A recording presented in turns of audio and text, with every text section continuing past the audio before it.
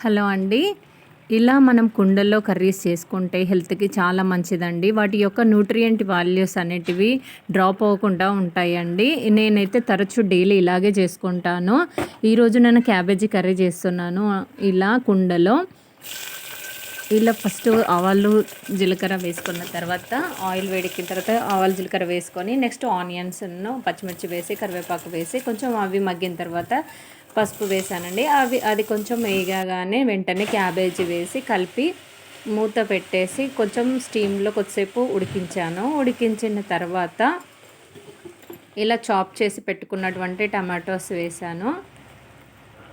తర్వాత సాల్ట్ వేసేసి ఇంకా క్యాప్ పెట్టేసి అలా కొద్దిసేపు స్టీమ్‌లోనే పెట్టేసానండి. ఇంకా వేరే ఏం ఐటెమ్స్ నేను యాడ్ చేయలేదండి. ఎందుకంటే వాటి వల్ల గ్యాస్ ప్రాబ్లమ్స్, కొంచెము హెల్త్ ఇష్యూస్ వస్తున్నాయి. సో, ఇలా సింపుల్‌గానే నేను కుక్ చేసుకుంటాను. ఇలా స్టీమ్‌లోనే ఉడికించడం వల్ల కర్రీ అనేది చాలా బాగా రెడీ అయిపోతుందండి. టేస్ట్ కూడా బావుంటుంది.